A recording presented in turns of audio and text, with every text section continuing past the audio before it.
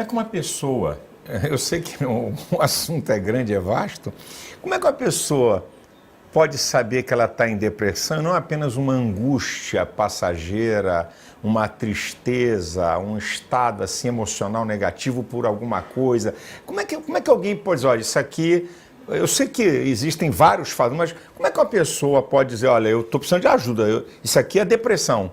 Essa é uma pergunta muito interessante, que é a dúvida no mundo todo. Minha gente, eu estou aqui com o Dr. Augusto Cury, que é o psiquiatra mais lido no mundo. Seus livros são sucesso, best-seller. A gente tem mania de só elogiar e encher a bola de gente de fora. Os da casa, como dizia Jesus, na sua casa profeta não tem honra. Mas Dr. Augusto Cury é um cientista renomado, que fala nas maiores universidades do mundo. Eu o convidei, alegria estar com o senhor aqui no nosso canal. Viu? Muito prazer, Silas. Ele veio para uma conferência de escola de líderes e eu falei para ele que eu queria fazer 3 perguntas. 3 perguntinhas. A gente vai falar, esse cara é psicopata, esse cara é maluco, psicopata, a gente não sabe nem o que está falando. Ele vai responder isso. Também sobre depressão, doenças mais devastadoras que não tem classe social nem idade. E também sobre coach, essa novidade. Vou para a primeira, que é psicopata. Diz aí, como é que é esse negócio? A gente fica chamando os outros de psicopata. O que é um psicopata, afinal de contas? Bom, existe um conceito erradíssimo, aliás, muitos conceitos errados, inumanos e até preconceituosos. Psicopatia é uma coisa, psicose é outra coisa, sociopatia também é outra coisa. Todos são seres humanos, em primeiro lugar, tá certo? O psicopata é aquele que não desenvolveu sensibilidade, não sabe se colocar no lugar do outro, tem baixíssimo nível de empatia, machuca, fere e não sente a dor dos outros. Portanto, para se gestar um psicopata, tem de ter fatores genéticos e, muitas vezes, fatores psicossociais. Por exemplo, abusos, espancamentos, exclusões, experiências que foram traumáticas e que se tornaram núcleos lido e relido, remoídos, que se avolumaram no córtex cerebral, de tal monte que se tornaram plataformas da mente humana.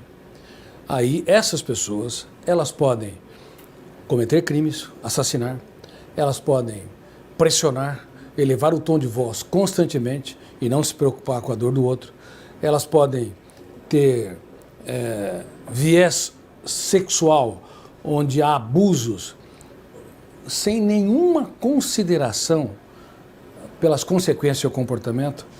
Vejam aqueles que abusam de crianças.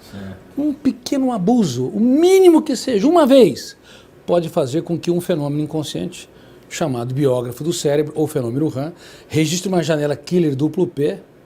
Isso pode fazer com que uma criança se torne um adolescente encarcerado e um adulto que não consiga desenvolver relações sexuais prazerosas, tranquilas.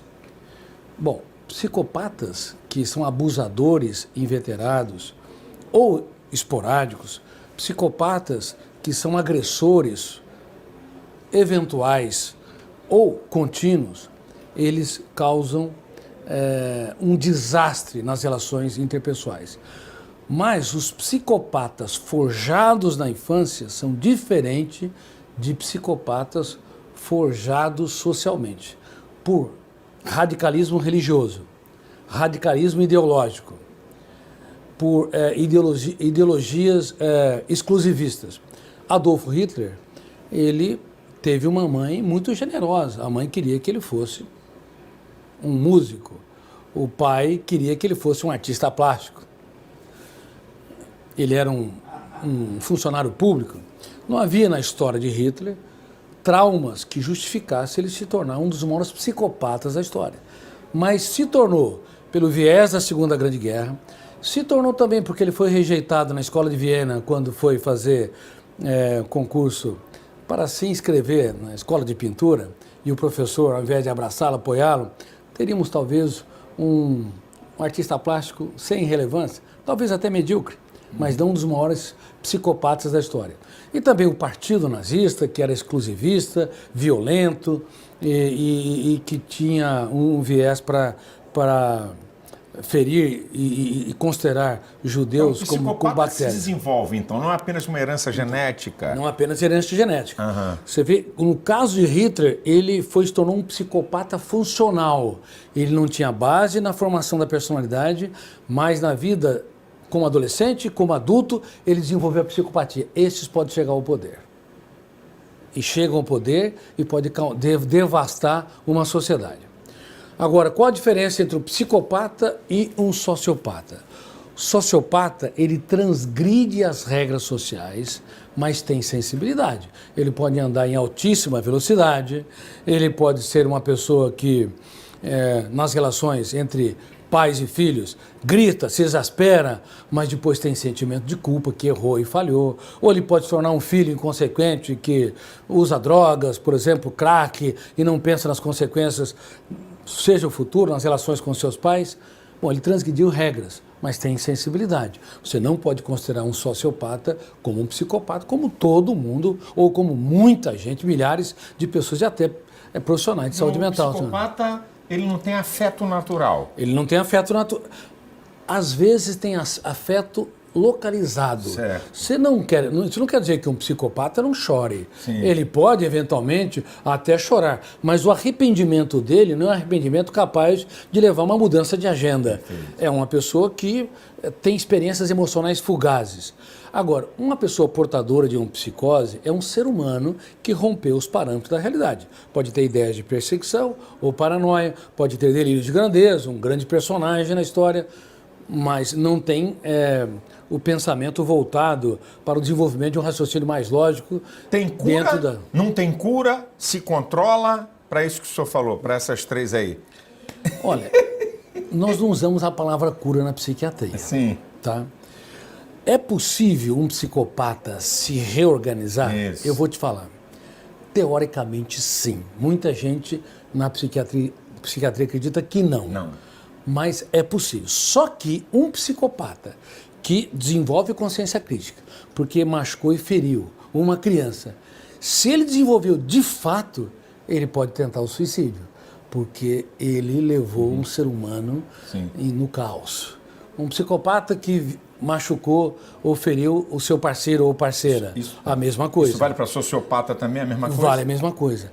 Uma pessoa que desenvolve consciência crítica, empatia, capacidade de colocar no lugar do outro, ou capacidade de pensar antes de reagir, se ele desenvolver várias janelas ao longo de um processo terapêutico, ao longo de um treinamento, ou até mesmo, no presídio, embora o presídio não é um ambiente para corrigir psicopatia e nem sociopatia. Aumenta tantas janelas traumáticas ou killers que aquilo que se há de pior se cristaliza. Certo. Por isso que os presídios do mundo todo precisam ser reciclados. Mas reitero, Silas, é muito importante que o espectador saiba. Se nós tivermos sucesso de ajudar um ser humano a recobrar sua consciência crítica, sensibilidade, generosidade, compaixão, o risco dele cometer suicídio é grande. Porque se realmente ele mudou, ele vai sentir a dor dramática de quem feriu. Bem, nós vamos aqui com o Dr. Augusto Cury, que é um psiquiatra, quer dizer, um cientista, alguém que tem domínio do assunto que nós estamos falando, e eu vou partir para a segunda pergunta, que é sobre uma das doenças mais terríveis, que não escolhe raça, condição social, cultura, idade, que é a depressão, e ele vai falar sobre isso aqui, que eu sei que é vasto, a gente está aqui de maneira bem sintética, mas é importante, como é que a pessoa pode lidar com isso, como é que ela pode sair disso, né? Qual as fontes para poder vencer a depressão. Então, ele vai dizer para você, te dando uma orientação que eu tenho certeza que vai ser bênção para a sua vida, para você, não que você esteja depressivo, mas para você ajudar alguém, talvez, que você conheça, que esteja num quadro depressivo e que você vai poder auxiliar. Porque eu sei também, antes dele responder, que tem níveis de depressão, que terapia medicamentosa, tem um conjunto de coisas que se juntam, certo? Para poder ajudar essa pessoa, ele vai falar sobre isso. A depressão é o último estágio da dor humana. Só sabe quem sente. Existem vários tipos de depressão. Na verdade, é uma doença com múltiplas facetas e com vários sintomas. Existe a depressão distímica, que é aquela pessoa que sempre foi pessimista, mórbida. Se faz sol, ela reclama, se chove, ela reclama. ela não consegue se abrir, respirar liberdade, ela não consegue relaxar e tem um estado de tristeza que se perpetua ao longo do tempo porque não consegue fazer das pequenas coisas um espetáculo aos seus olhos. Esse tipo de depressão, por incrível que pareça, tem menos risco para o suicídio, embora seja uma depressão que acompanha o processo evolutivo da personalidade. Agora, a depressão maior, que é um outro tipo, que atinge pessoas que sempre foram alegres, motivadas, sociáveis, gostam de festas e jantares, mas de repente, por fatores exógenos, por exemplo, uma perda de emprego, uma falência, uma crise financeira, falência conjugal, uma crise financeira, uma humilhação pública, enfim. Injustiças. Uma injustiça, exclusão, humilhação social.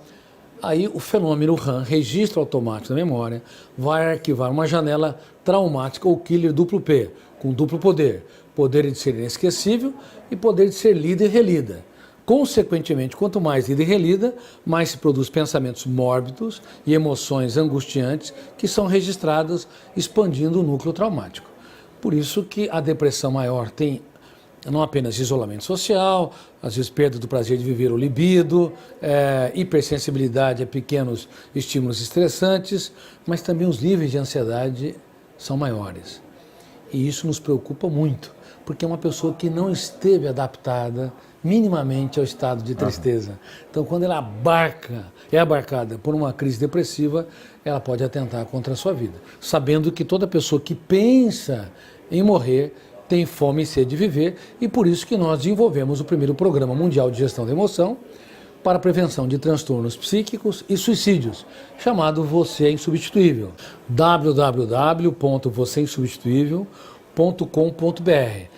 Inclusive, Você é Insubstituível, claro que não tem um acento, não é, .com.br. Deixa eu fazer uma pergunta, doutor Augusto Guri. Toda depressão, ela tem que ser tratada com remédio ou não, ou níveis de depressão que se trata com remédio, ou níveis de depressão que se trata só com psicoterapia? Como é que é esse negócio? Como é que para uma pessoa, como é que a gente pode situar isso? É uma pergunta muito interessante. Nem toda depressão se trata com remédios, mas toda depressão importante deve ter uma intervenção de antidepressivos. E cada paciente se adapta a um tipo de antidepressivo. E os antidepressivos também não são miraculosos, eles são importantes, devem ser tomados por um tempo adequado, nunca é por alguns dias, geralmente por semanas, meses, em alguns casos até anos. E é bom que se saiba que tem de haver ferramentas psicoterapêuticas para contribuir para que o paciente supere o seu quadro depressivo. Então, o eu deve ser ator principal, ferramentas, por exemplo, eu não gravito na órbita do que os outros pensam, falam de mim, minha paz vale ouro, o resto é lixo, ferramenta do DCD, eu duvido de tudo aquilo que me controla, isso no silêncio da mente. Eu critico cada ideia perturbadora e eu determino estrategicamente ser autor da minha própria história, ou gerir minha emoção. Então, dentro, meu eu recolhe-se no teatro da minha mente e ele começa a duvidar, criticar e determinar com a sua própria cultura. Ele impugna o lixo mental. Tudo aquilo que você crê te controla. Se o que você crê é doente, por exemplo, eu não tenho capacidade, eu sou uma pessoa infeliz, eu não consigo conquistar meus amigos, meus filhos, eu não consigo me resolver. Se o que você crê é doente, isso vai se tornar um cárcere mental, que vai sendo retroalimentado ao longo de toda a vida. Mas se você duvida daquilo que te controla, e se você recicla pensamentos perturbadores e determina ou decide deixar de ser vítima para se tornar autor da sua própria história, num treinamento psicoterapêutico contínuo, ao longo de semanas, meses e assim por diante, vai se formando janelas light paralelas ao núcleo traumático, ou então as janelas killers ou traumáticas que estão abertas e que patrocinam essas atitudes autodestrutivas, elas vão sendo rejeitadas. Como é que uma pessoa, eu sei que o assunto é grande, é vasto, como é que uma pessoa pode saber que ela está em depressão, não apenas uma angústia passageira, uma tristeza, um estado assim emocional negativo por alguma coisa? Como é que alguém pode dizer, olha, isso aqui Eu sei que existem vários fatos, mas como é que uma pessoa pode dizer, olha, eu estou precisando de ajuda, isso aqui é depressão? Essa é uma pergunta muito interessante, que é a dúvida no mundo todo. A tristeza, ela enriquece, ela leva à evolução da personalidade, porque é uma perda que gera uma angústia momentânea, um humor triste momentâneo, e, consequentemente, as pessoas podem superá-la com muito mais facilidade. Seja qual for, uma crítica, uma decepção, uma rejeição ou uma preocupação intensa em relação a um problema a ser resolvido no futuro. Agora, a depressão é uma doença. A depressão não dura horas, não dura dias. Elas se instalam, no mínimo por uma semana, e ela leva a sintomas muito clássicos. Por exemplo, ideias de que não vale a pena viver a vida. Ideias de que não consegue se superar, ideias suicidas. Ou então, ela produz diminuição do prazer sexual, como ele disse, que é diminuição da libido. Sintomas psicossomáticos, como dores de cabeça, dores musculares, às vezes nó na garganta, em alguns casos hipertensão e uma série de outros sintomas. Além disso, ela abaixa demais o limiar para suportar frustrações. Pequenos problemas têm um impacto muito grande. Uma ofensa estraga o dia, uma crítica a semana. E são os sintomas... São sintomas clássicos. Clássicos. Então, por favor, a tristeza, ela faz parte do cotidiano humano. Ninguém consegue viver sem angústia, ansiedade, tristeza, e ela, bem trabalhada, evolui a personalidade. Agora, a depressão é uma doença que precisa de tratamento psiquiátrico e ou psicoterapêutico com psicólogos, não com coach. Por favor, não confunda isso. Já que o senhor está entrando, então já vamos entrar. E agora essa novidade de coach, que eu vejo muitos trabalhando em áreas, né, psicoterapêuticas, não tem formação de psicólogo, não tem formação de psiquiatra. Como é que o senhor está vendo isso hoje no nosso país? Eu estou vendo com muita preocupação. Até não faz muito tempo, tive uma conversa com a presidente da Associação Brasileira de Psiquiatria e disse que os psiquiatras precisam ser mais formados na área de treinamento de habilidades, porque eles têm uma formação médica, uma formação psiquiátrica, mas muitas vezes não exerce a atuação para desenvolver habilidades que um coach exerce.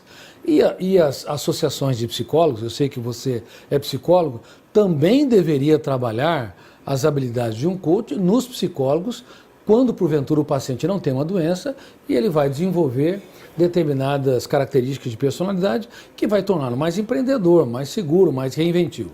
Então vamos lá. Uma doença, seja síndrome do pânico, transtorno obsessivo, compulsivo ou TOC, depressão dos vários tipos. Eu não citei a depressão bipolar, que flutua entre euforia e estado depressivo. Uma doença psicossomática importante, uma dependência de drogas, um quadro fóbico, seja qual for, glossofobia. Vou citar aqui porque é importante as pessoas saberem que existem mais de 100 tipos de fobia. Existe a glossofobia, medo de falar em público, que é muito comum, 3/4 das pessoas têm glossofobia. A claustrofobia, que é o medo de lugar fechado. A aladoxafobia, que é o medo da opinião dos outros na internet. Tem gente, eu estava na Rússia há um ano e meio, e uma professora universitária comentou comigo, eu tenho alguns livros publicados em russo também, e estavam discutindo sobre a questão da internet, que virou um caos, e os celulares está gerando uma intoxicação digital e uma dependência nos níveis de drogas como a cocaína. Bom, uma garota enviou uma mensagem e ela não teve uma quantidade de likes suficiente, teve até críticas. A menina tentou suicídio. Isso gerou uma comoção na Rússia. A aladoxafobia, o medo de receber críticas e opiniões contrárias, está infectando o ser humano moderno. Parece que ele é livre porque ele está nas redes sociais, mas no fundo é um escravo vivendo em sociedade livres. Agora, enfim, todas essas doenças devem ser tratadas por psiquiatras e ou psicólogos. Coach não trata e nem deve se atrever a tratar de doenças. Ainda que com algumas técnicas, uma pessoa depressiva tenha uma melhora de um dia, mas no segundo dia ele passa a recair nas suas crises, asfixiar o prazer de viver e pode cometer o suicídio. Ou ainda que uma pessoa ganhe até um empoderamento temporário para superar uma crise de pânico, uma síndrome de pânico. Daqui a pouco ele tem uma dor muscular, ou alguém fala de alguém, um colega que sofreu um infarto, detona um gatilho cerebral, abre uma janela traumática ou killer, o volume de tensão é tão grande, fecha o circuito e o ataque de pânico é reproduzido. Então aquilo que muitos coaches acham que as técnicas são poderosas para tratar, inclusive, doenças psíquicas, doenças emocionais, está errado.